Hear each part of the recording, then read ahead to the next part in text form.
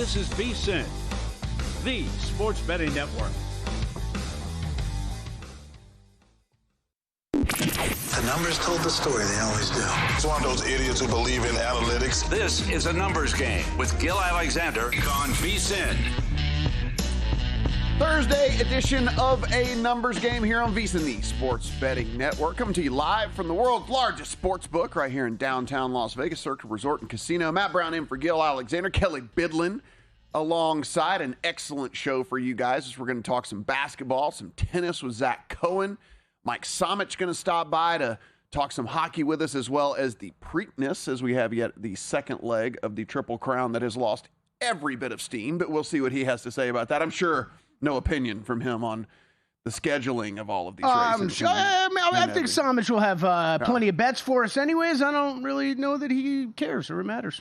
Yeah, there'll be lots of bets, but, you know, when it's your thing, you don't like the air out of the balloon, and that's kind of what's been going on here whenever these horses win the Kentucky Derby and decide not to run at the Preakness. Yeah, no, it is it's always fascinating with that every year, but then also like even just PGA Championship, we're going to get to in a second here. The difference between the Masters and the PGA Championship too, right? You're like, hey, Adam Rosenberg going to join us here. We'll talk a little bit of hockey with him and a lot of Major League Baseball, see what he's got on his slate today. And as Kelly mentioned, the PGA Championship is going. We'll be talking a lot of golf. We'll try to keep you updated on anything that we want to get in on live as well. Early on, just like we all thought, Cam Smith leading. Where has Cam Smith been for the last 4 years? Yeah. Here's Cam Smith leading this thing. I can tell you this, Cam Smith will not be leading this tournament at the end. I will make that bold statement now. Wow. All Here right. at 10:01 Eastern, 7:01 Pacific. It's a former major winner right there. He will not be at the top of this leaderboard when it is all said and done. It is not the typical Twitter, Twitter show, but if you guys want to go on, Matt Brown M2, Kelly Bidlin there on the Twitter machine. So come in, let us know what you're thinking, and we will certainly, if it's good, like we said, just make it good. We'll read it if it's good, and we'll get to these golfers here in just a second, but we got to get to what we saw last night. The Cavs win 117-113 on the road over there in Detroit. Game goes over the total. Pistons held an 8-point lead at the half there at the half, Kelly, but Cleveland outscored them 32-20 there in the third quarter. Took a 4-point lead into the fourth quarter. If you're watching this, a very sloppy fourth quarter. It was not aesthetically pleasing there in the fourth quarter as you were watching. I think you could extend that beyond the fourth quarter, but yeah, okay. It's one of those games that went to overtime, but was it an instant classic? I'm not so sure about that. Multiple shot clock violations like there for the Pistons in the fourth quarter as well. Balls thrown into the first row of the seats, yep. Yeah, I mean, just unbelievable. Pistons were up 9 late in the game. Cavs actually had the ball with a chance to win the game at the buzzer. Donovan Mitchell gets stripped. And they didn't even get a shot off. So they didn't even have a chance to win it there at the end. There was some bumping. There was some whatever. It looked incidental to me, but I mean, whatever. It is what it is. We move really? on. Okay. That's a big story today. I think that's it's interesting you say that because when I saw it live and then the first replay, I kind of thought the same thing. I was like, two guys kind of going for the ball. Yeah, you probably could have called something there, but too big of a moment to call. Once they started showing the slow-mo replays, as we often do these days in sports, whether it's football, NBA, right? Once they started slowing it down, I saw it multiple times, like, that's a foul. That's a foul. Should have been called. He rolled. It wasn't like he barreled through him, though. I know. He did turn, you know what I'm saying? So, I don't know. Well, and I think the biggest argument you can make is they're both going for the ball, right? Like that's the biggest argument you can make, but it was a solid hip check in the end. Yeah, the Pistons get within 2 in overtime, but the Cavs never trailed and get the 4-point win there in that one. James Harden, 30 points, 8 boards, 6 assists, and a couple of missed free throws down the stretch because you can't just say James Harden had a good game. You always got to nitpick something with James Harden. Donovan Mitchell, only 21 points, 7 of 18 shooting, 1 of 8 from 3, and yet they still get the win on the road in Detroit. Max Strus, 6 of 8 from 3, and that's all he shot. He shot 8 threes. He made 6 of them. And Cade Cunningham, monster game, 39.7 boards, 9 assists for him. Got Jenkins, second leading scorer on the team, and that's probably going to be a problem. He had 19, and that's when we're talking about Jenkins being the second leading scorer there. that's what we keep talking about with this Detroit Pistons team and why we don't love it. Tobias Harris, 6 of 19, 1 of 7 from 3 in this one for this Detroit team that is now up against it. Yeah, Duncan Robinson ruled out before this game. Dennis Jenkins gets into the lineup. Look, he's been great for them all season long, having to play. But yeah, it's Matt. We talked about it yesterday. I think last night it was a good example of what this Pistons team is. Right, they were great, especially early on. Cleveland, same turnover problems. Harden and Mitchell couldn't get it going. Harden was playing sloppy early. A lot of turnovers. Detroit capitalized off of those. It was 16 turnovers for the Cavaliers. It turned into a lot of points for Detroit. But the half-court offense, right? This is continuing. It was always a concern throughout the season, and it's showing up big time in this series. It's Cade Cunningham. He's awesome. Who else is going to help out, though? And it was great what Tobias Harris was doing for a large stretch of the playoffs. No Duncan Robinson. He goes cold. You can't get the same type of production from Karis LeVert again. It's just all Cade. And it's just too little. It's just too little to get much beyond this point in the playoffs. Yeah, I laid the 3.5 as soon as it came out. It did go to 4 pretty much everywhere, even briefly touched 4.5. Then the buyback comes in on the Detroit side of things. We've now settled in at a juiced 3.5 or a flat 4. The 4s are at Caesars, Circa, and Fanatics. The 3.5s at Score, MGM, FanDuel, and DraftKings. And so it is it's not one of those where I think that Detroit's going to mail it in, Kelly, like we kind of have seen in some of these closeout games where it's just been an absolute blowout. But, man, just watching last night, you get the Herculean effort from your superstar, and nobody else can help out. No one else can do anything. No one else can make the one play that could have won this thing, by the way, for them in regulation, not even having to go to overtime.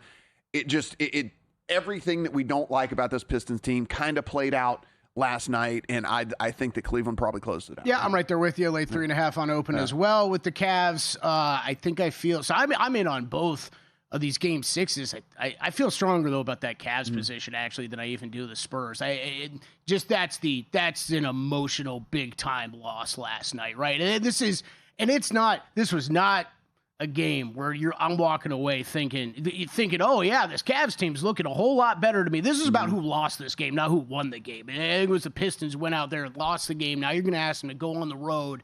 And yeah, it's a lot of the problems and concerns that we've had about Detroit throughout all showing up last night. We've seen Cleveland play much better at home. First of all, went over those numbers a ton yesterday. We've seen them play much better at home already. And, we still haven't really seen them put it all together either when all the stars are kind of firing. Last night was probably about one of the best examples that we have, and that is far from the best that those guys can play. Yeah, no, absolutely. We'll talk a ton of NBA as the show progresses here. The Wild lose a 4-3 overtime heartbreaker to the Avs last night, dropped the series 4-1, so the Avalanche will move on. Wild, 3 goals in the first 16 minutes of play, Kelly. Did not score again, had a 3-1 lead with 3:33 left in the entire game, give up a Jack Drury goal to make it 3-2. Then the Avs pull the goalie, and they get the game-tying goal with just under 90 seconds to play. And then about 4 minutes into overtime, Colorado scores, takes the series down. The Avs will face the winner of the Ducks and the Golden Knights series that could come to an end tonight. Let's go Avs. I've got them in the Stanley Cup final matchup against the Carolina Hurricanes, so I was happy to see that. I'll tell you, Matt, we were complaining about TweetDeck yesterday. I'm down a monitor right now at home. Ooh. Oh, it's very tough, man, because when you flip channels to check in on hockey, it becomes very tough. You need to have hockey up the whole time somewhere because, yeah, it's 2-0 Wild, and then it's 3-0. And I'm like, oh, this is kind of like a runaway for Minnesota. And then, yeah, end of the game happens, chaos, into overtime. Great, awesome finish. Avalanche get the win. Yeah, super fun hockey game, actually, if you're watching, unless you're, of course, you are a Wild fan. And then it was not fun. Sorry. It was not fun at all. Hey, we went 4-1 on the Diamond yesterday. Nice, man. Yeah, there you look go. at that. So Guardians didn't hit in the ninth. The Mets got it done over the Tigers. Thanks to Will Hill for pointing out that Marlins line that was just off. I mean, goodness gracious. Marlins beat the Twins, and then the Braves and Cubs combined only for 5 runs, so stayed well under the 9 there. Speaking of the Braves, Kelly Bidlin, they did win and become the first team to 30 wins on the season. I said this yesterday with Paul Spohr. I could not have been more wrong about this Braves team in the offseason. All of the injuries, the Profar suspension, everything that was going on. I'm like, you know what?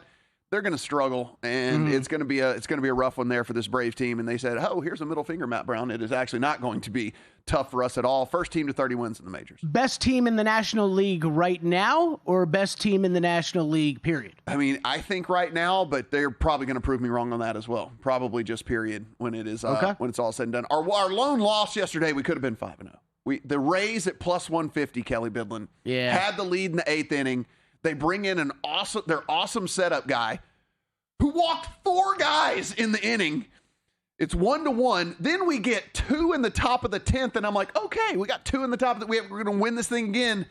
Walk-off grand slam for Dalton Varsho for the Blue Jays. So we could not get the sweep yesterday, but we came really, really close. And dadgummit, when you come in and you're a setup man and you're an awesome reliever and you walk 4 guys in an inning, things are going to go bad for you. That's not good. That's not good. This is if you always got to. Matt went 4-1. That's great. I did the whole tail a couple of them, tailed the Rays and the Marlins. So 1-1 split there. Yeah. That's what happens when you tail people, though. You can't be angry about it afterward. A great night from Matt on the diamond. Shohei Ohtani, 7 scoreless, 4 hits, 2 walks, 8 Ks. Remember, he didn't hit, and this one's not going to hit today either. By the way, he's going to get the day off.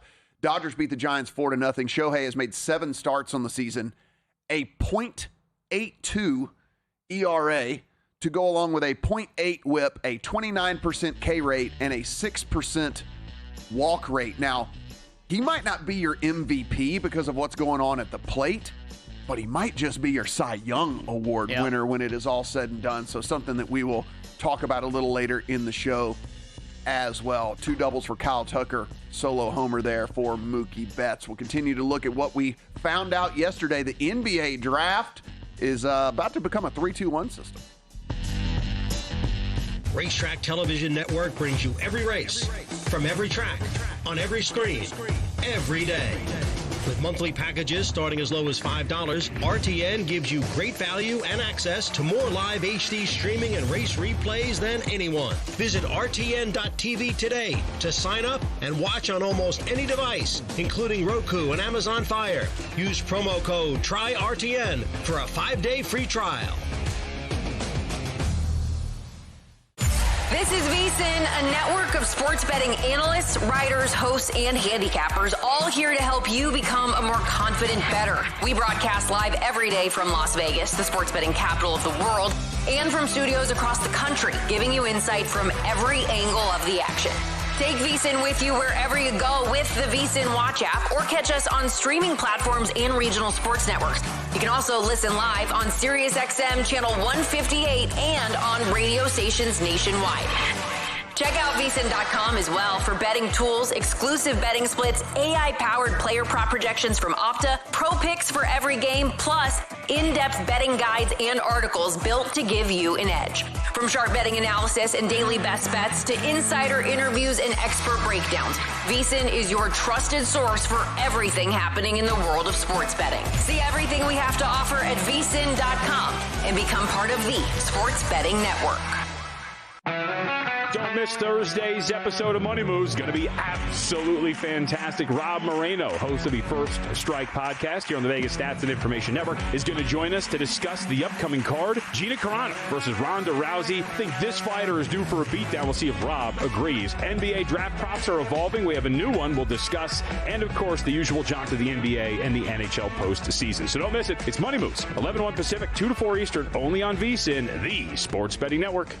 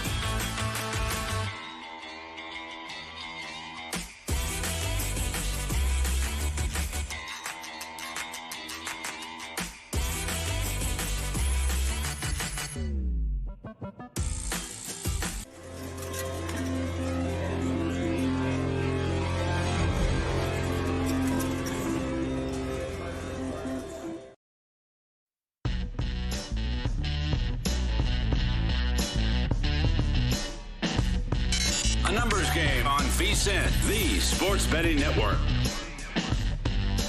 Numbers game here on VSiN, the sports betting network. Matt Brown in for Gil. Appreciate you guys being with us. Series channel 158, our very own VSiN Watch app. We also are over there on YouTube TV. Now you can get us in the quad box. That's right. They let you do anything with the quad box now. Like they used to make you kind of like pick and choose from certain little quad box. Now you can customize however you want. Anything you want to do.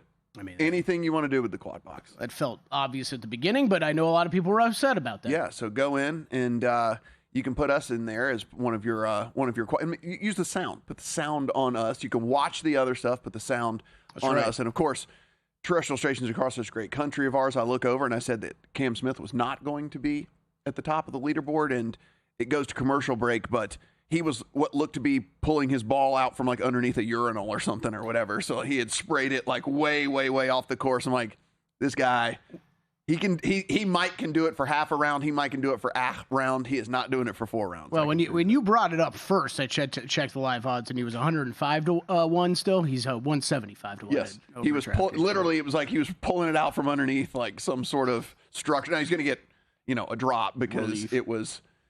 Obviously, a urinal is not part of the course, but yeah, it means he was not close to where he needed to be. They don't put those things in places where guys usually hit to. So we will see here on this one how this all plays out. But an interesting leaderboard nonetheless. Steven Yeager, Bud Cauley, Max Grazerman, Brant Snedeker. We do have Xander Schauffele as part of the leaders.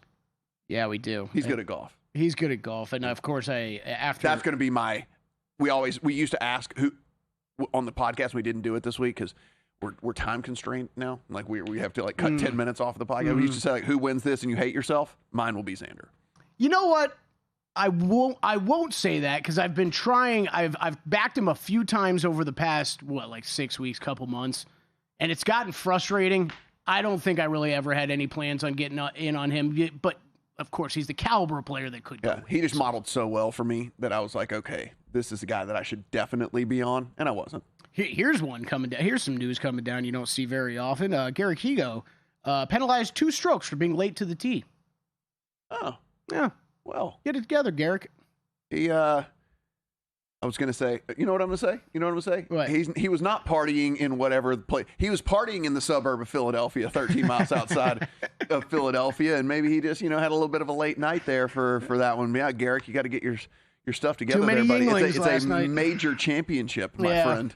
Do not do that. Guys, over at VSiN.com, you can get everybody's opinion on not only this tournament, but everything happening in the sports world. Of course, we got the Preakness this week, so we'll be talking that over there. Greg Peterson every day giving you his Major League Baseball bets, NHL stuff from Jonathan Davis. We got a lot of prop bets from him in this. And, of course, me, Kelly West, we're writing some Matt Humans, whoever else wants to come in. We'll be kind of giving our thoughts here on round 1 of the PGA.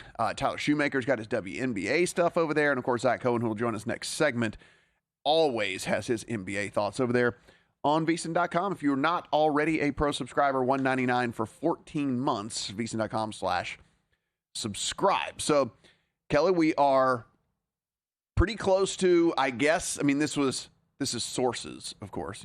We're pretty close to a 3-2-1 draft lottery system.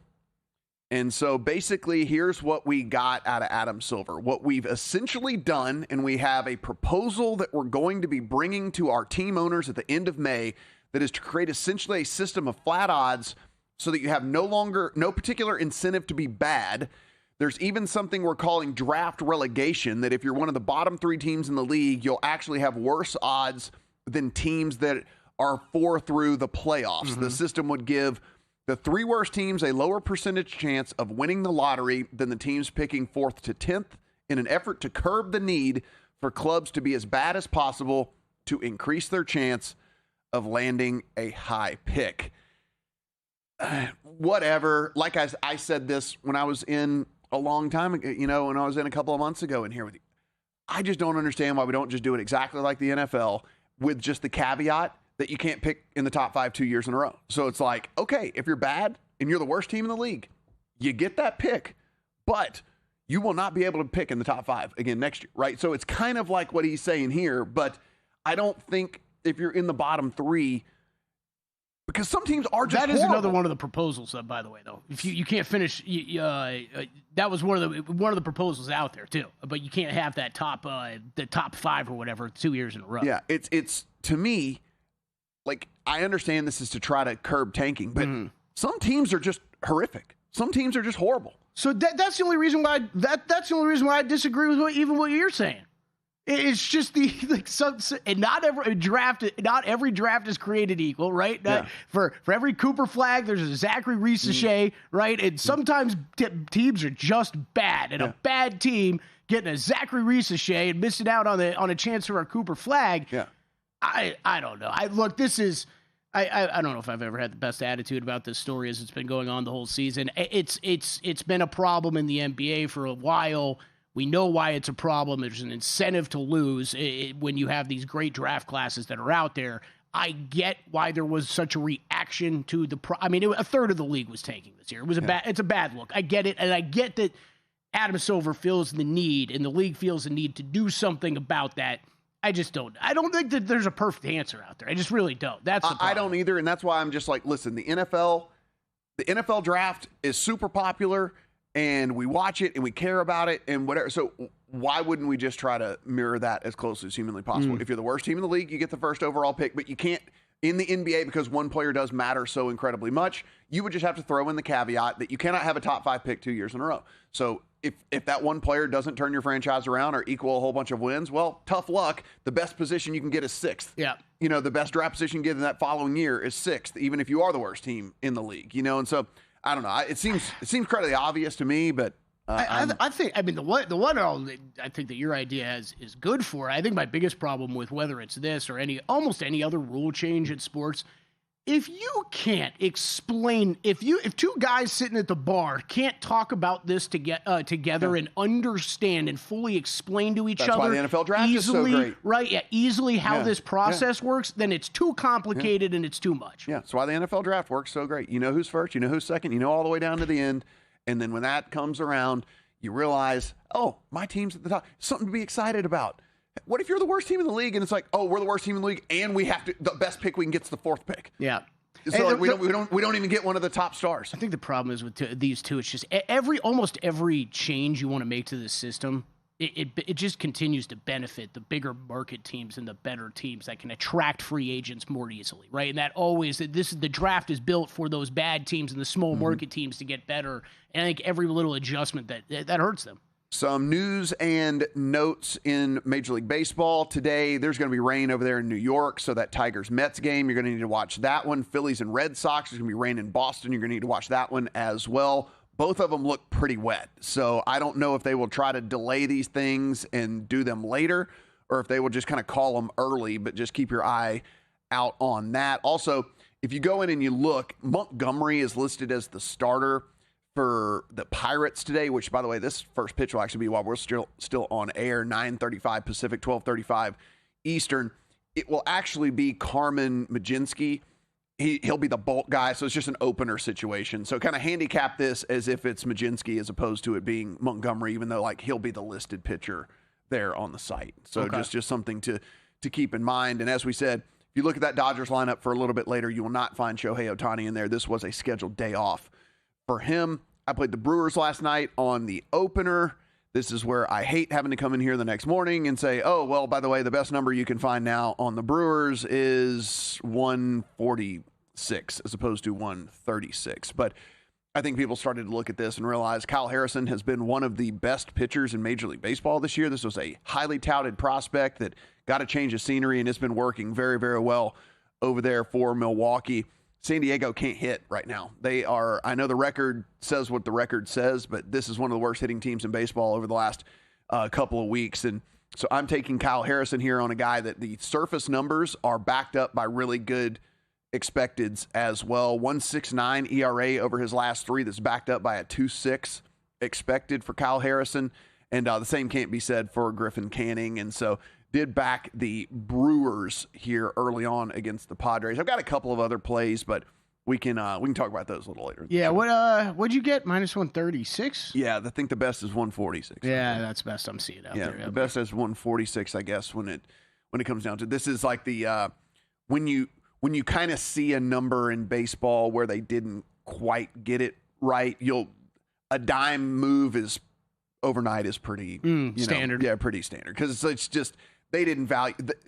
I don't know if it's the algorithm. I don't know what it is. Like, you look at the record of the Padres. The Padres have a really great record, and then the Milwaukee Kyle Harrison doesn't have a huge track record. Like, he is, again, a younger pitcher with not a lot of body of work. But if you look in, again, the pedigree's there, and the guys really, really thrived over there for this Milwaukee team. So do love them a ton. Maybe you can figure out an alternative way to play it.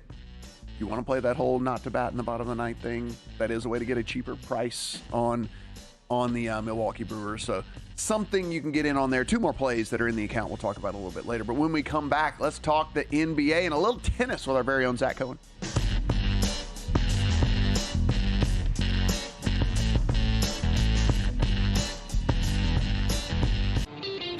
The guarantee? I hear it's massive. They wouldn't do this unless it was something big. There is no way it's that high. I think it's even bigger. It's huge. What? It's huge. Oh. I'm down here at Circa, and I heard it's going to be gigantic. It's the biggest contest we've ever seen. Seriously, what's the guarantee? All right, guys. You're going to have to wait and see. The biggest pro football contests in the world are back. Visit circusports.com for more information.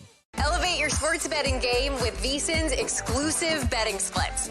Stay ahead with real-time market trends and track bet percentages on any matchup. Then uncover the edge by comparing them to the amount of bets placed to find out where the sharp money is headed.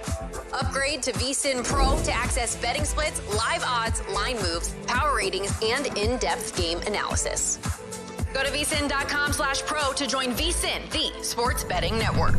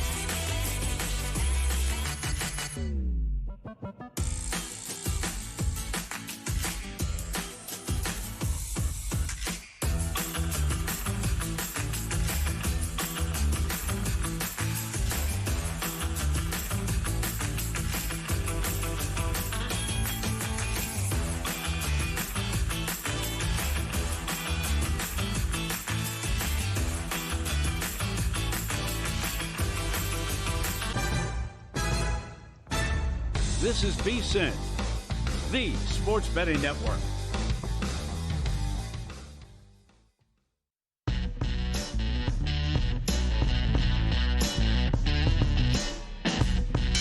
A numbers game on VSiN, the sports betting network. Matt Kelly here on a numbers game Thursday. Appreciate you guys being here. And Kelly, we do want to get to this. Should have done this at the top of the show. You got a couple of first-round leader bets that people can still get in on. One guy's out on the course already. You can bet him first-round leader. I would not, but you can look, at least get in on a couple of the other guys. Yeah, I made 3 before yesterday, before we got things teed off. And one guy that is out there is Ricky Fowler. I did play him 70-1. He's 1 under right now. Yes, I don't know if teeing off on 8. Okay. Well, on his 8th hole, which is he's playing the back first, which, by the way, should be good, at least somewhat better for your first-round leader bet. Good call. Because front 9 playing better, a little easier than the back 9. And guess what? If you want to join me, you can get about the same number as me. 80-1 over at DraftKings right now, so even better than what I got him at. I also played Colin Morikawa later, 50-1. I thought that was a good way to play him this week. I know you're on him outright, but you just with any of the injury concerns for Morikawa, I think if you just isolate first round, it could be a good way to go.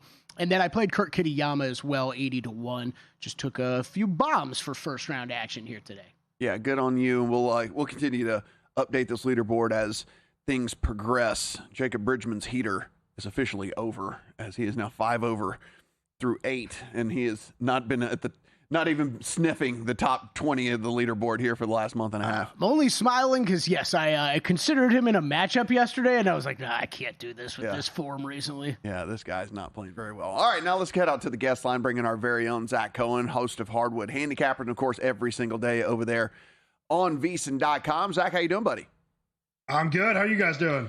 Rocking and rolling. Pretty fun for us to have a golf major going on on the East Coast, so it's happening while we're on air, so it's nice to be able to talk the golf. But like we say, over at VSiN.com, you not only get the major sports, but you get the ancillary sports as well. We do the golf stuff, you do some tennis stuff and all of that, and you do have a thought on a match that is happening tomorrow on the men's side. Yeah, I'm taking Casper Ruud minus 1.5 sets against Luciano Darderi, which is a match that's going to be played in Rome. So Darderi, an Italian, is going to have the crowd in his favor. But I do think this is a match that Ruud really should win somewhat comfortably, not just because he's a better player, which he is. I mean, you look at some of the numbers over the last 5, even 7 years, Casper Ruud has been one of the best clay court players in the world. And if you look at just this season alone, there is a website called Tennis Viz that has a stat called performance rating, which is very similar to like a catch-all PFF grade. They have Casper Ruud as the 5th best player on the tour this year on clay. Darder is down at 25th, so there's a pretty big gap between the two to begin with. But Darder's also played 2 very physical matches in a row his last 2 times out. I think he's going to be a little bit tired, and I think that Ruud's physical style of play can wear on him. So I think this is going to be, a beatdown, and I do think it's going to be an impressive showing from Ruud, who starting to look like another guy that can make a run at the French Open. Zach, Gil did get in on Iga yesterday for the French. Have you made any bets for the French Open yet, or anything that you're kind of got circled you might be getting close to? The only thing I have is from a couple of weeks ago. I have Yannick Sinner plus 130 to win from before Alcaraz was injured. So pretty good number there. Do have Iga Swiatek to win this tournament at plus 550. So hoping that she could beat Alina Svitolina today and then go on to win the final. But yeah, Iga's looking a lot better and a lot more like Iga in Rome, which is not that surprising. These conditions in Rome, very similar to the ones in Paris. So this is a tournament that she's won 3 times. She's won the French Open, obviously, a million times. Do think that she's going to be the player to beat there, even though it's been, an up and down season so far.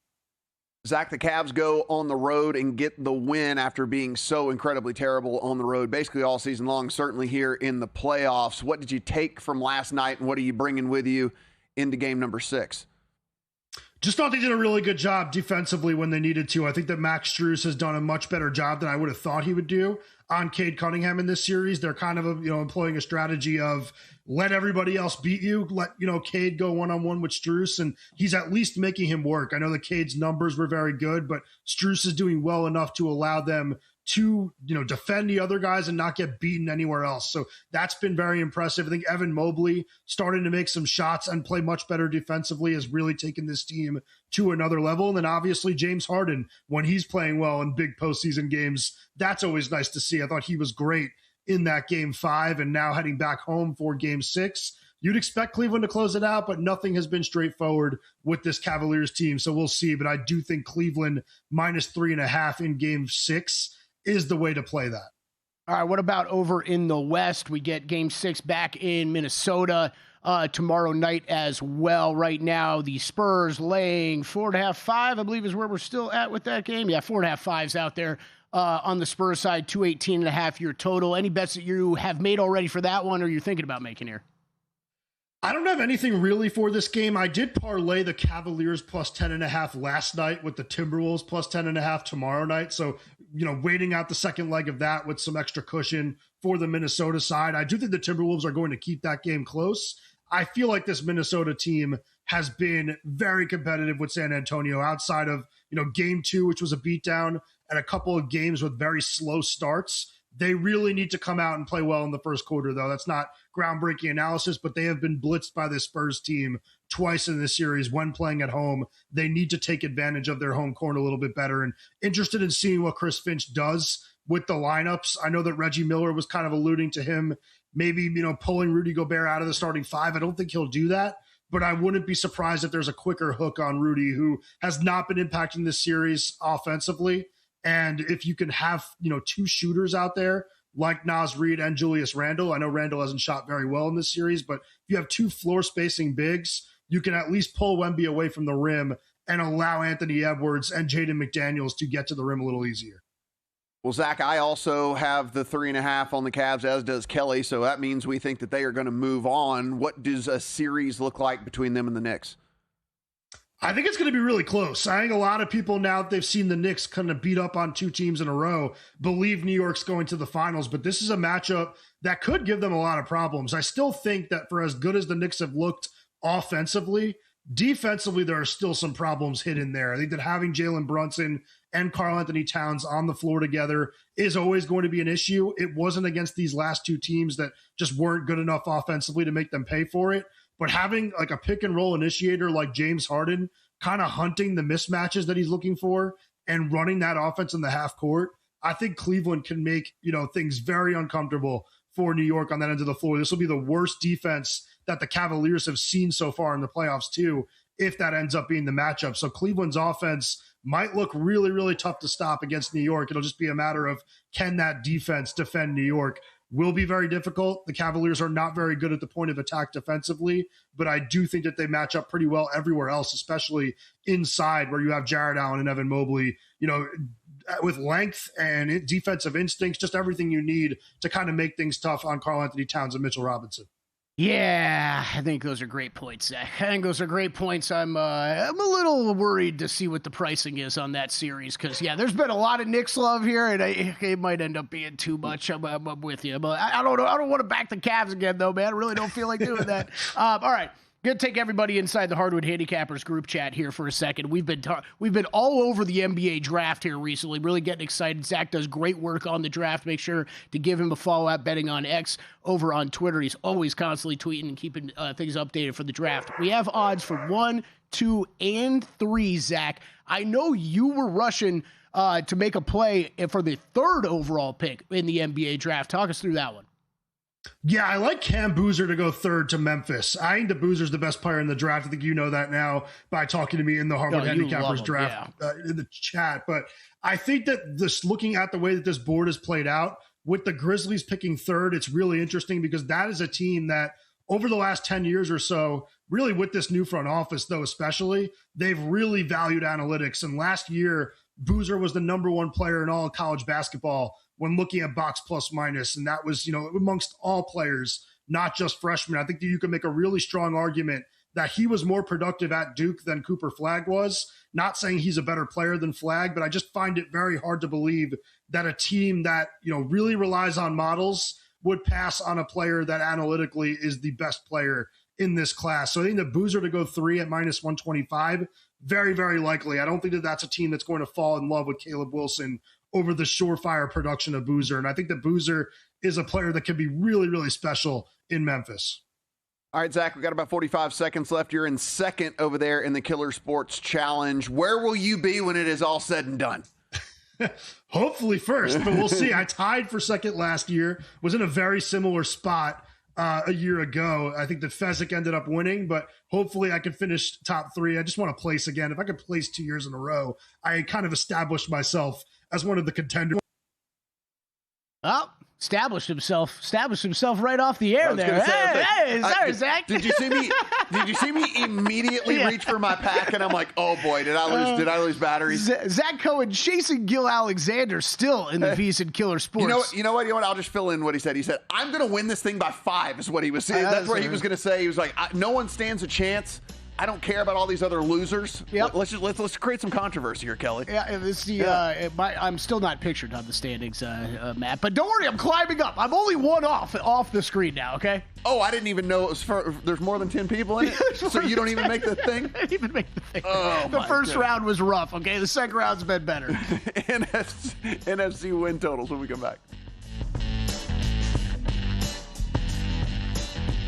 VSiN's player prop projection tool is now available for the NBA. Get projections for points, assists, rebounds, and more powered by Opta AI. On VSiN.com/NBA props, we line up our projections against the latest DraftKings odds so you can quickly spot mismatches and find value before the market adjusts. The NBA player prop projections tool is available exclusively to VSiN Pro subscribers. Check it out now at VSiN.com/NBA props and join us on the Sports Betting Network. Your favorite VSiN shows and personalities are now available to download as podcasts. Catch every hour of our live broadcast with VSiN Best Bets, or find your go-to show and download it directly. Get instant reactions to last night's games, sharp analysis on today's biggest matchups, and everything in between. Whether you're commuting, working out, or just catching up, VSiN lets you take the action with you wherever and whenever you want. Search VSiN on your favorite podcast platform and get in on the action with VSiN, the Sports Betting Network.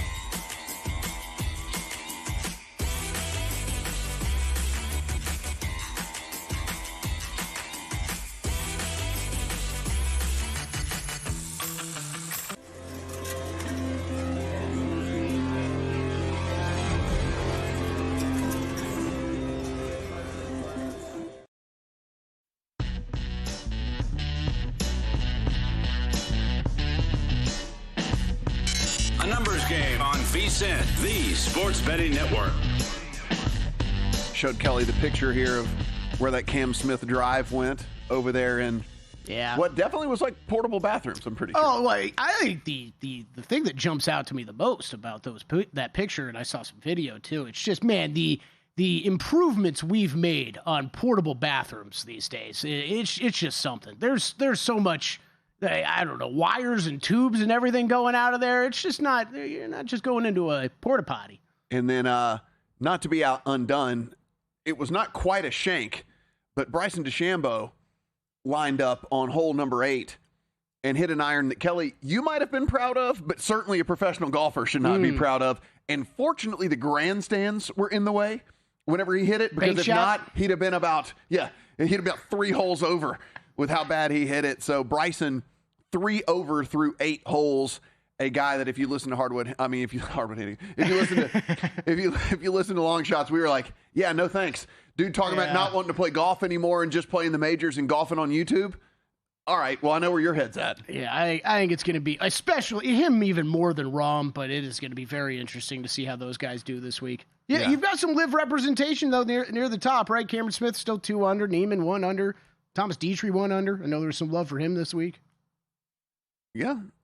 Dietrich probably been second to Rahm over there as far as consistency. Yeah, I think so. As far as consistency over on Live, but again, we will.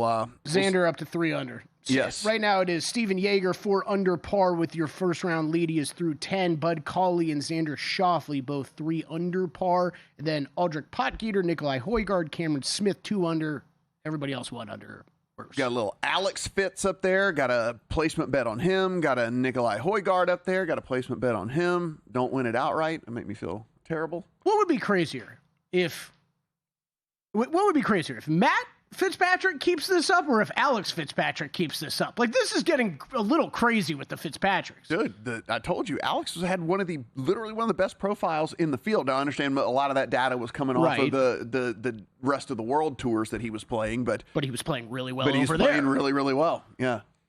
I don't really know which one. I guess I'd be more surprised by Alex, just with Matt having more years on the tour. It'll be interesting. Again, he's up there at 2 under. He already played 13 holes, though. So, again, this is not all leaderboards are created equal, because Xander's 2 under, but he's only played 6 holes. So a lot of holes in front of Xander, as he, like I said, really, really modeled out well for me. I'm going to be so upset if he wins this thing and I didn't have an outright ticket on him. Guys, if you're looking for live streaming and replays nearly any thoroughbred, harness, or greyhound track out there, RTN.TV, that is the racetrack television network. RTN, more HD content than any other streaming service, available on TVs, PCs, tablets, smartphones, Roku, Amazon, wherever you go, you're streaming stuff out there. Just head to RTN.TV, enter the promo code VSiN, VSIN, and get a free 5 days out there if you want to watch all of the races going on in the world. And let me tell you, it's going to become even more, because, FanDuel TV is going away. So RTN is going to be something where you're going to find a lot more value if you are a racing fan. That is for sure. Yeah, absolutely. RTN. Check it out. .tv. Okay, we talked some AFC win totals yesterday. Wanted to get over to the NFC win totals over in the NFL. I think we found a couple of yesterday that we kind of liked. Yeah. And so looking here at the NFC East, and this is a division that I am really, really interested in, because I think I'm irrationally high on the Giants. Yeah, I was going to say, this is the only one I remember you and I talking about the last time you were in, that we were both all over. I'm like irrationally high on the Giants, and I see that 7.5, and I'm just kind of like, okay, let me break my finger hitting the over on that one with this Giants team. I'm going to pump the brakes at least a little bit. I don't think it's going to be on the move too much. Let me gather my thoughts a little bit more, especially considering you got some news here this morning.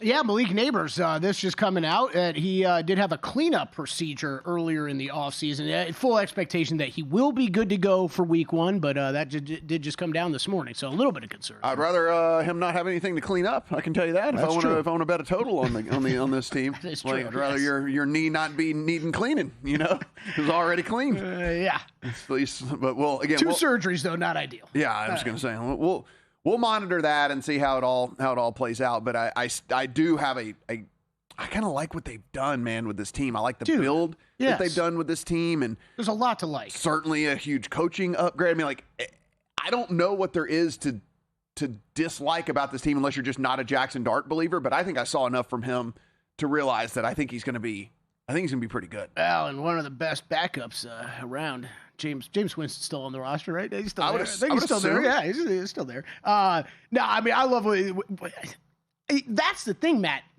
I'm high on this team compared to this win total, and I don't know that I'm necessarily sold on Dart yet. Yeah. But there's so much else to like. I think he's really good. I think the hits are concerning from last year, right?